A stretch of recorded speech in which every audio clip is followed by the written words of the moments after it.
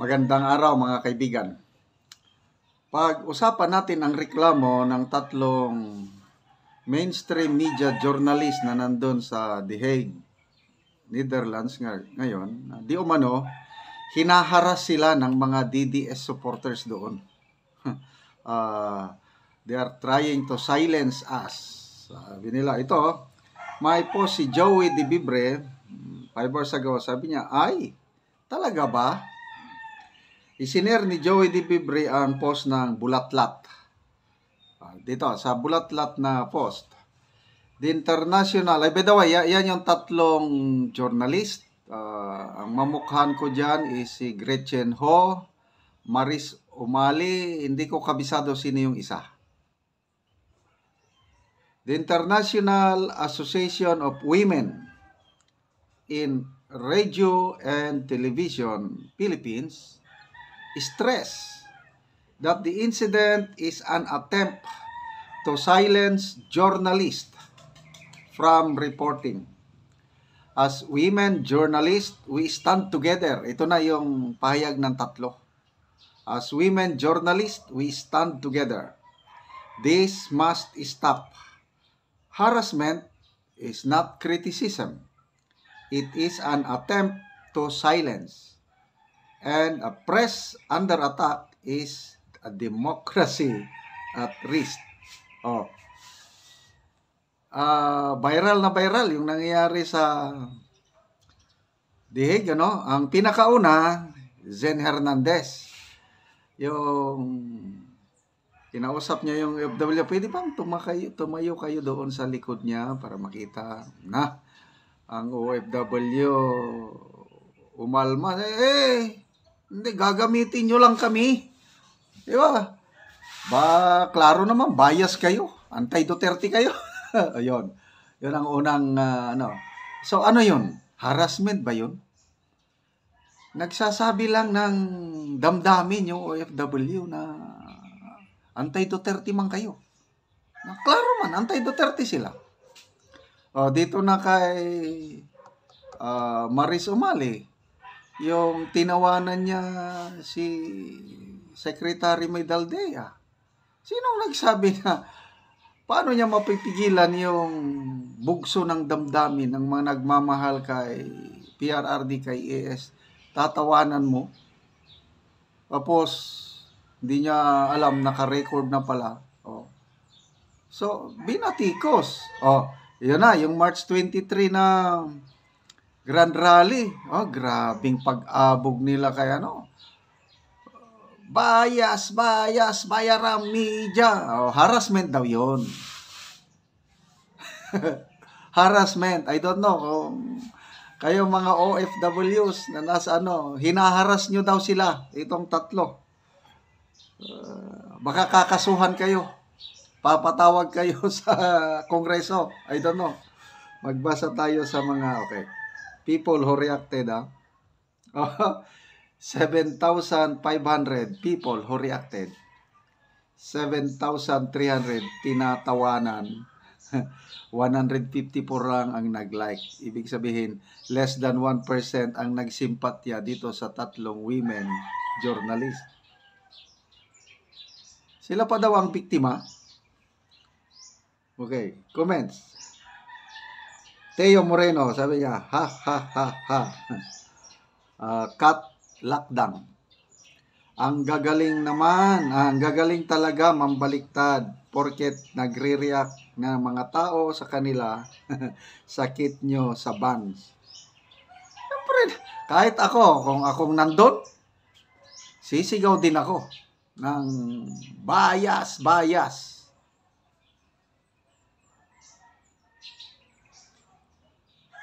Philippine Express, sila lang daw ang may karapatan mang-atake. Lojen Balikaw, ang kakapal ng muka. Kapal daw ang muka .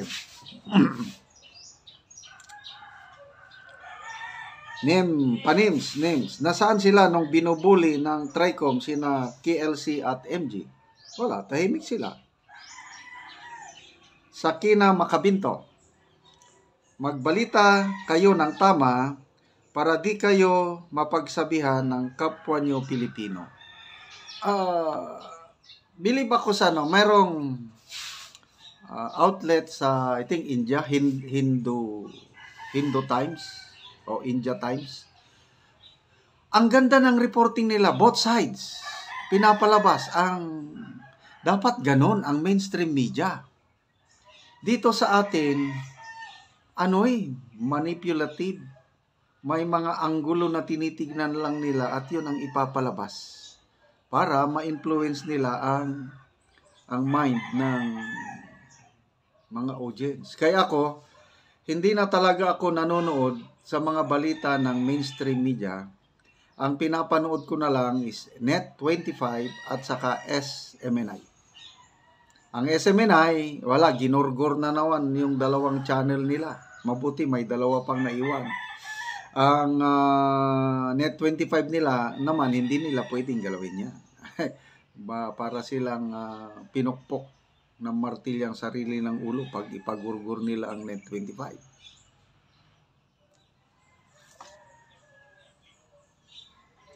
Donna Del Rosario, sabi, means ramdam na ramdam nila ang galit ng mga pro-Duterte sa mga ginagawa nilang pag-twist. Yan, twist. O pagtago ng katotohanan kapag Duterte ang usapan. May mga statement ni BP Sara, tinitwist nila. Yung resign. Wala namang sinabi ni BP Sara na mag-resign si BBM. Yung mga tao naman ang sumisigaw ng resign. Melhelm Manligues, yan mga pinadala, mga bias. Jed Dalino, it's not that why people criticize journalists, it's because some journalists are biased. Okay, tama ito, some. Hindi naman lahat. But then, depende kasi yan sa may-ari ng istasyon.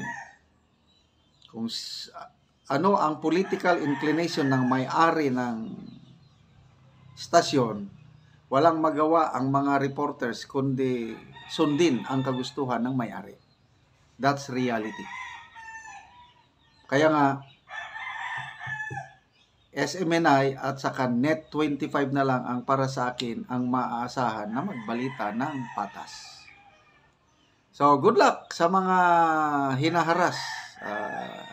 Sa mga nanghaharas kunuhay.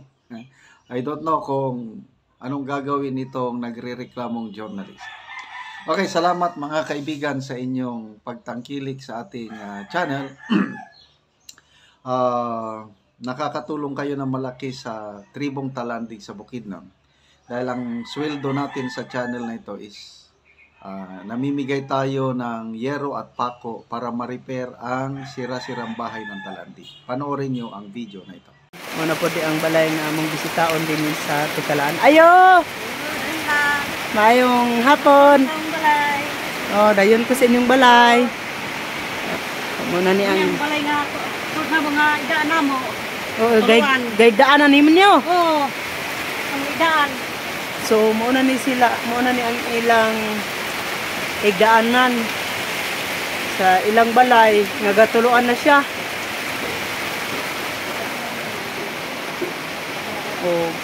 Makita nato ang ilang mga sinina. Diri sila magtulog. Panda ulanan na. Bisaluran lang galon nga giputol ang ilang higdaanan.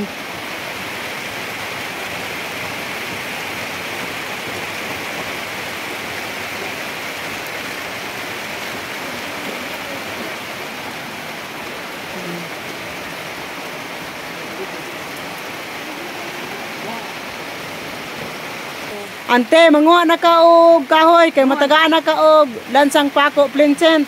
Nakita naman gid ang inyong balay nga ani na mga dagko na og bulsot og mao pa gid ang inyong higdaanan og gasaluran lang ninyo og galon. O unsa ante ang imong maistorya nga matagaan na ka? Salamat sa Ginoo nga gihatag nimo ni na nalanginan mo. Panalanginan mo. Oo. Og manguha na mo kahoy. Manguha mi kahoy og langsang. Oo. So tagaan mo ante og Sin Lansang Pako Plincent. Salamat sa Ginoo. Na matagaan na mo kay Matagaan namin. oo. Kay ang inyong balay tulo na. Kay isaluran na sa mga galon. Nasaloron ra sa mga galon. Oo. Oh, ina ni ang ilang kan og muupod ni ang ilang masalod nga tubig gikan sa ilang atok nga nagatulo. Og moratante, salamat. Oo. Muupod ni ang ilang higdaanan.